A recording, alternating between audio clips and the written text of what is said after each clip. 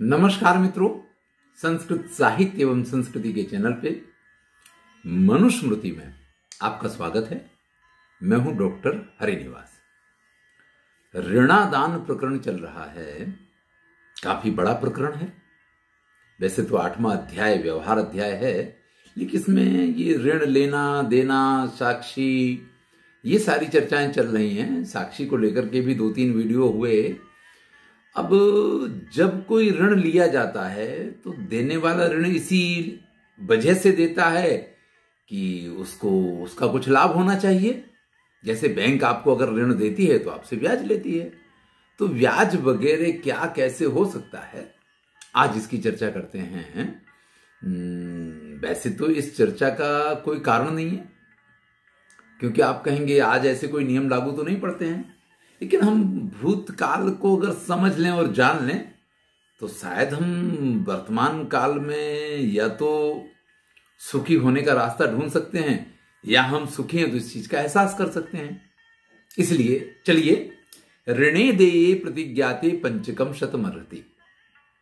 अगर किसी ने किसी को ऋण दिया है और वो स्वीकार करता है कि हाँ साहब, मैंने इसके पास से ऋण लिया है लेकिन अभी वापस नहीं कर सकता हूं, तो ठीक है, आप जब वापस करेंगे तो उस पे 100 पे 5 रुपया दंड आपको देना पड़ेगा। अब चाहे आप उसको ब्याज कह लीजिए, चाहे आप उसको दंड मान लीजिए। लेकिन अगर कोई अस्वीकार करता है कि नहीं साहब, हमने तो लिया ही नहीं है, और फिर साक्षी वगैरह के आधार पे ये सिद्ध हो जाता है, तो उस पे 100 पे 10 रुपए का दंड करना चाहिए, यानी 10% का प्रतिमासिक ब्याज का दंड उसके ऊपर करना चाहिए। अब कहते हैं द्विकम शतम वा गृहणीयात सतम धर्मम अनुस्मरम 80 भागम गृहणीयात मासान द्वायुर्षिका सते। भाई 100 रुपए पे 1.25 रुपया ब्याज लिया जा सकता है। इससे छोटी कोई इकाई नहीं बताई गई।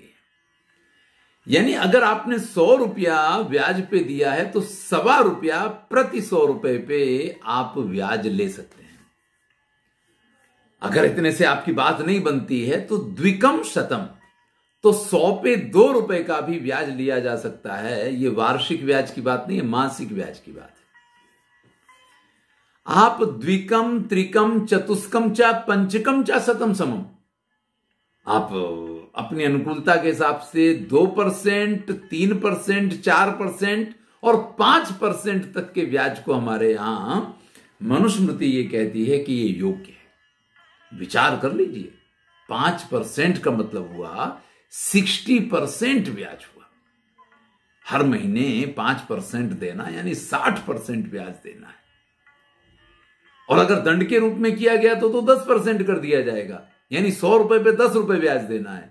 नहीं तो 100 रुपए पे 5 रुपए तक का ब्याज यहां पे योग्य माना गया है। आजकल तो 100 रुपए पे 6.5 रुपए के ब्याज पे होम लोन मिलती है, लेकिन वो वार्षिक है, ये मासिक ब्याज की बात कर रहे हैं। चलिए, मासस्य वृद्धिम गृहणीयात वर्णानाम अनुपूर्वशः। अब कौन आपके पास से ब्याज पे पैसा ले रहा है, इस प्रकार से वर्ण क्रम के अनुसार आप ये वृद्धि कर सकते हैं।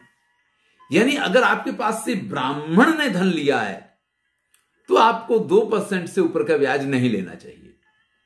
क्षत्रिय ने लिया तो 3%, वैश्य ने लिया तो 4%, और अगर शूद्र ने ब्याज लिया है तो उसके पास से 5% का ब्याज लेना चाहिए। ये इसका अर्थ होता है।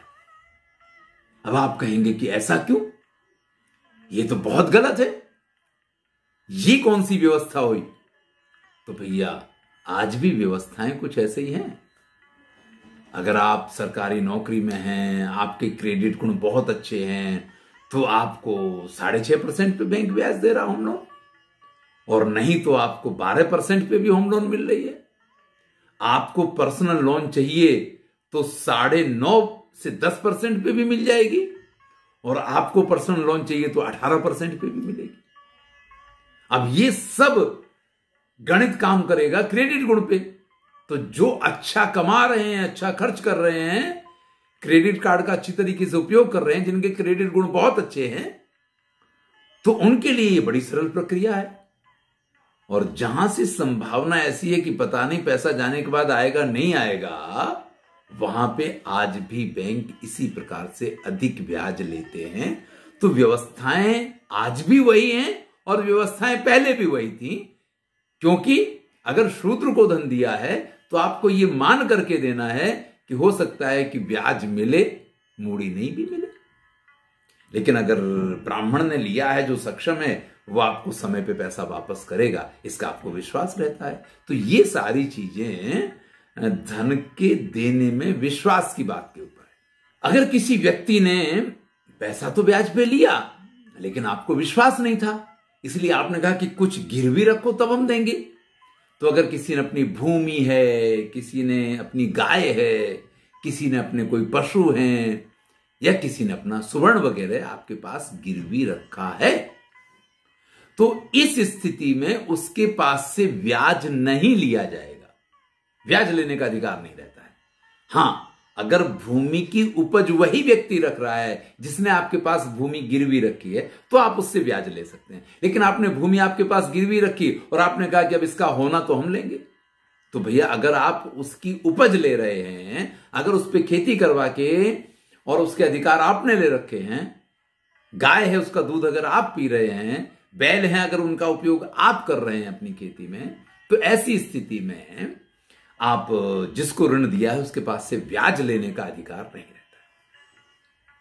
किसी ने सोना वगैरह आपके पास गिरवी रखा है और अगर आप उसका उपयोग कर रहे हैं, आप उसका उपभोग कर रहे हैं, अगर आप उसको पहन रहे हैं, तो भैया फिर आप उस पर भी ब्याज नहीं ले सकते हैं। निसर्गोस्ति न विक्रया, ये याद रखिएगा, ये जो आपके पास रखा गया, इस व्यक्ति पे अधिकार तो जिसने ऋण लिया है उसी का है, उसने इसको आपको बेचा नहीं है। आप इस वस्तु के ऊपर जैसे कि उसने आपको बेच दिया, इस प्रकार से व्यवहार नहीं कर सकते हैं। अगर मान लीजिए आप किसी वस्तु का भोग कर रहे हैं और भोग करने के साथ साथ अगर उसमें कुछ वृद्धि होती है तो उस पर अधिकार ऋणी का है, और अगर उसमें कुछ हानि होती है तो आपकी जवाबदारी है। मान लीजिए किसी ने आपके पास सोना गिरवी रखा है, आप पहन के गए और उसमें से एक कुंडल खो गया, तो भैया आपको उसका वही कुंडल वापस देना है, वास्तविकता तो यह है। लेकिन अगर आप नहीं दे पा रहे हैं तो जिससे उसको संतोष हो, संप्रीत्या, प्रीति पूर्वक उसको वो वस्तु वापस करनी चाहिए। अगर वो कहता है कि नहीं हमारी चीज खो गई, आप दूसरी चीज दे रहे हैं, मुझे नहीं लेनी है, तो आपको उसको मनाना पड़ेगा। मान लीजिए आप किसी की गाय का उपयोग कर रहे हैं और उस उपभोग में किसी दिन कुछ ऐसा हो गया कि वो गाय कुछ उल्टा सीधा खा ले या किसी कारण बस उसको कुछ हो गया, तो भैया गाय आपको वापस देनी पड़ेगी। लेकिन वो कहता कि ये गाय तो हमारी नहीं है, ये गाय तो हम नहीं लेंगे, तो मनाइए, फुसलाइए, पोटिए, लेकिन उसको वो गाय आपको देनी चाहिए, और नहीं है तो उसका ब्याज तो वैसे भी आपको नहीं देना था। तो हो सकता है कि धनराशि में से भी कुछ कम करके देना पड़े। भूमि के संदर्भ में भी तो जो वस्तु गिरवी रखी जाती है, अगर उसमें किसी प्रकार की हानि हो जाती है गिरवी रखने वाले के पास से, तो जिसकी वस्तु है उसको उसी स्वरूप में वापस मिलनी चाहिए, और अगर आप नहीं दे पा रहे हैं तो उसको संतोष हो, इस प्रकार से वस्तु वापस करनी है। याद रखिएगा, गाय है, ऊंट है, वाहन है, अश्व हैं, ये जितनी चीजें हैं ये किसी के पास गिरवी रखी हैं, और वो व्यक्ति कहे कि यार पिछले 5 साल से मैं इसका उपभोग कर रहा हूं, आपने गाय वापस नहीं छुड़वाई है, तो अब तो हम नहीं देंगे, क्योंकि अब तो इसके बच्चे हुए, इसका जो कुछ हुआ है, हमने बड़ा इसको खिला पिला के हृष्ट पुष्ट तंदुरुस्त किया है। भैया आपने कुछ भी किया हो, आपने गाड़ी ली, उसकी गाड़ी गिरवी रखी थी, आपने उसकी सर्विस करवाई, आपने उसको जो कुछ करवाया, लेकिन उस वस्तु पे आपका अधिकार नहीं है, नहीं है, नहीं है।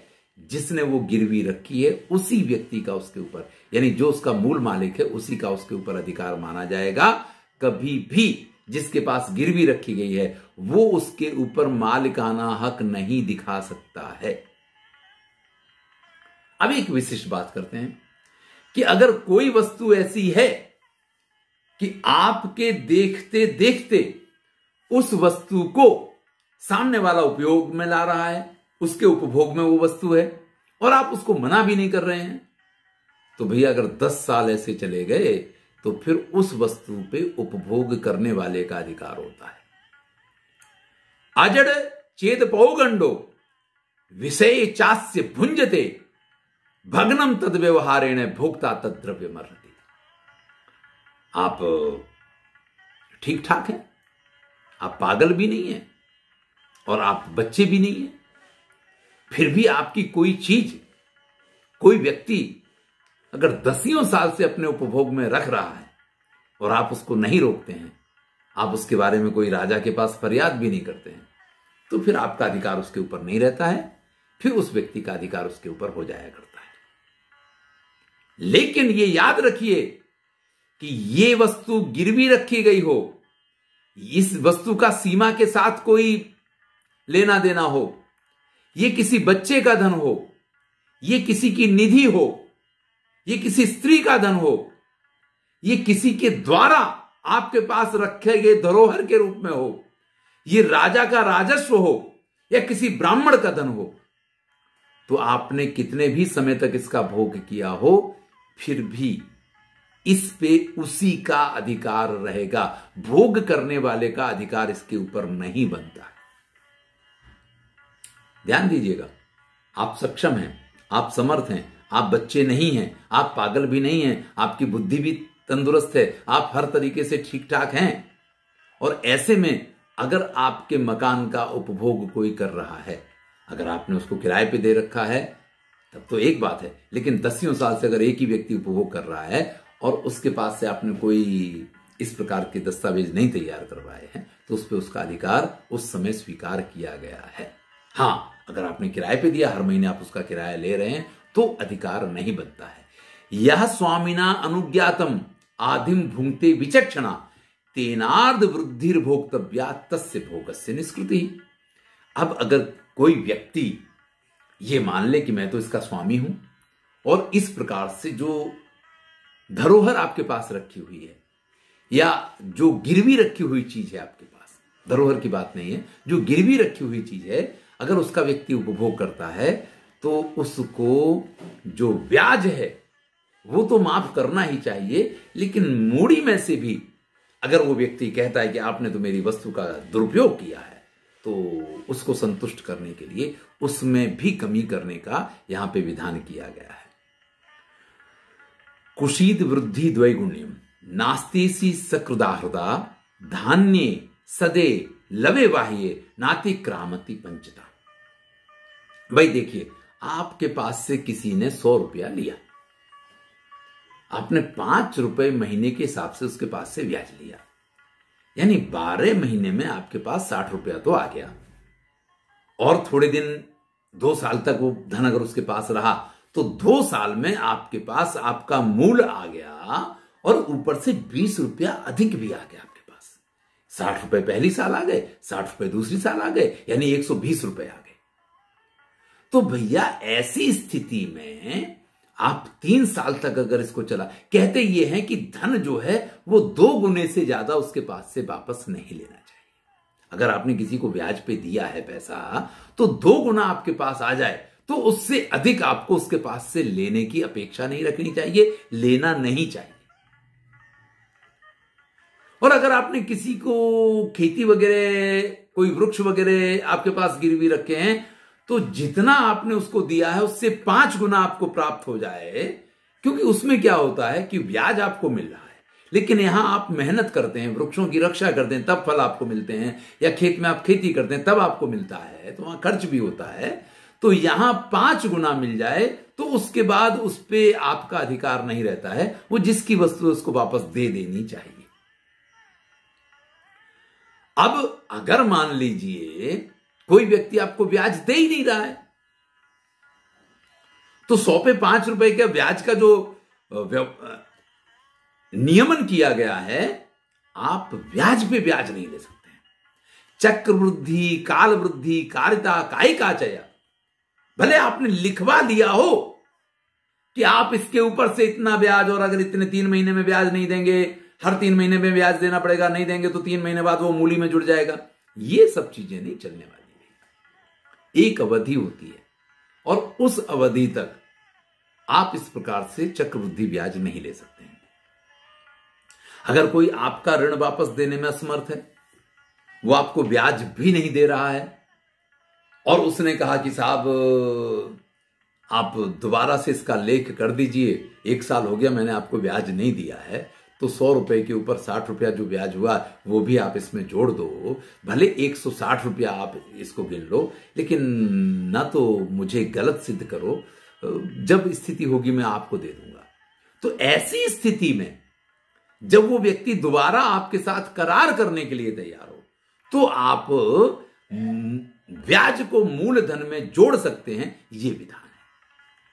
आप ऐसा नहीं कर सकते हैं कि जिस महीने आप ब्याज नहीं देंगे उस दिन ब्याज के ऊपर पेनल्टी लगेगी और इतना ये होगा, जैसा कि बैंक इस समय करते हैं। इसका निषेध है, ये नहीं कर सकते हैं।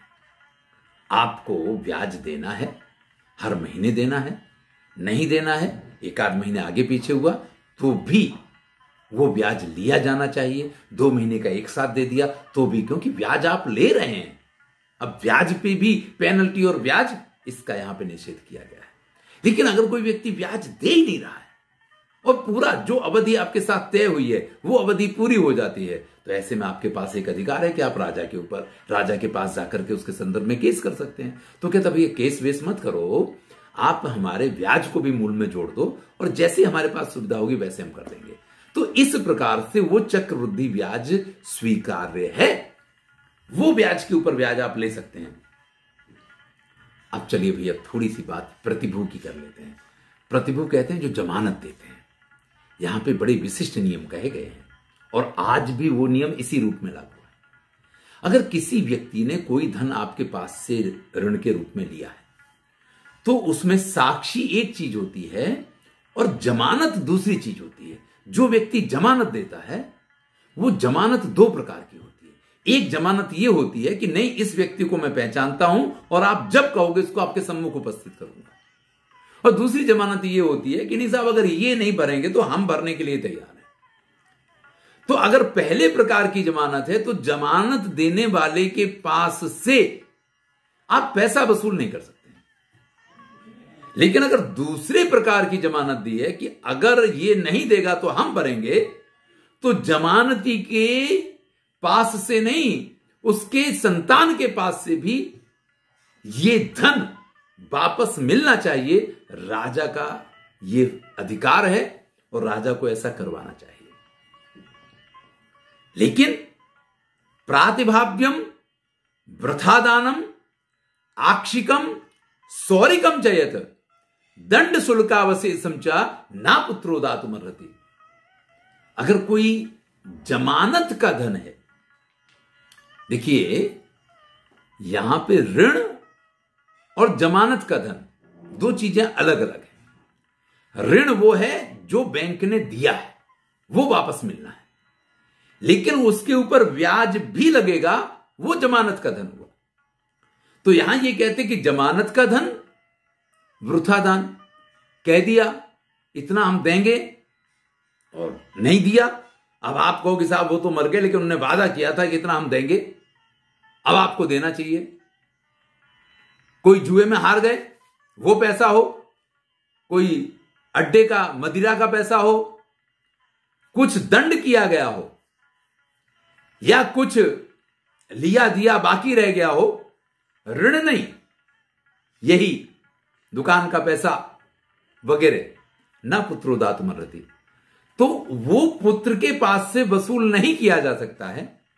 1-2 बातें और महत्वपूर्ण उनको देख लेते हैं। ग्रहीता यदि नष्टा स्यात्, अगर किसी व्यक्ति ने अपने घर परिवार के लिए कोई लोन लिया है, कुछ इस प्रकार का ऋण लिया है और वो व्यक्ति मर गया, तो भैया घर के सभी लोगों की जवाबदारी है, चाहे वो अलग रहते हों चाहे वो साथ में रहते हों, वो ऋण सभी को मिलकर चुका देना चाहिए। इस संसार में बलात् दत्तम बलात् भुंक्तम बलात् व्यच्चापि लेखितम, ये चलता ही रहता है कि जबरदस्ती लिखवा लिया, जबरदस्ती छीन लिया, जबरदस्ती ले लिया। तो भैया ऐसा कोई भी लिखा पड़ी हुई हो ना, तो वो देने की कोई आवश्यकता नहीं होती है। कई बार क्या है, जिसकी लाठी उसकी भैंस, उसने लिखवा लिया ये मकान तो हमारा है। तो राजा को इस चीज का ख्याल करना चाहिए कि इस प्रकार से अगर कुछ लिखवा लिया गया है बलपूर्वक, तो उस पर भले लिखा पड़ी हो फिर भी सामने वाले का अधिकार नहीं होता है। इस संसार में 3 लोग हमेशा परेशान होते हैं, एक साक्षी देने वाला, एक जमानत देने वाला और एक परिवार वाले लोग। देखिए, लोन शब्द का ही हमारे पिताजी कहते हैं कि ना लो। लोन का अगर उल्टा करोगे तो भैया ना लो, और वही सीधा है। लोन अगर लिया तो फिर ये बात है कि अगर आपने भर दिया तब तो सब कुछ ठीक ठाक है, नहीं तो साक्षी है, जमानत है, और कुल वाले जो है ना, घर वाले जो है, ये परेशान होंगे। एक विशिष्ट बात कहते हैं कि कोई ऐसा व्यक्ति हो जो ये माने कि मैं तो राजा का प्रिय पात्र हूं और मैं किसी के पास से ऋण ले लूंगा तो मुझे तो वापस देने की जरूरत ही नहीं, क्योंकि राजा तो मुझे कभी दंड करेगा नहीं। तो भैया ये राजा की जवाबदारी है कि उसके ऊपर 25% दंड करे। सबको तो 5-10% की बात है कि उसके ऊपर 25% दंड करके, और जिसके पास से उसने ऋण लिया है उसका धन उसको वापस दिलवाना चाहिए। भैया इस प्रकार की व्यवस्थाएं थी, इसीलिए सारा सब कुछ चलता रहता था। नहीं तो जो बैंकों की दशा होती है, बैंक डूब जाते हैं, वो सब इसी वजह से होता है कि राजा के जो प्रिय लोग होते हैं वो ये मानते हैं, सरकारी तंत्र के साथ जुड़े हुए लोग, कि हमें तो वापस करने की आवश्यकता नहीं है, और तब ये सब कुछ होता है। चलिए आगे की चर्चा, जिसमें हम धरोहर कैसे रखनी चाहिए, किसी के पास स्थापन कैसे रखनी चाहिए, उसकी चर्चा अगले वीडियो में करेंगे। मैं हूं डॉक्टर हरिनिवास।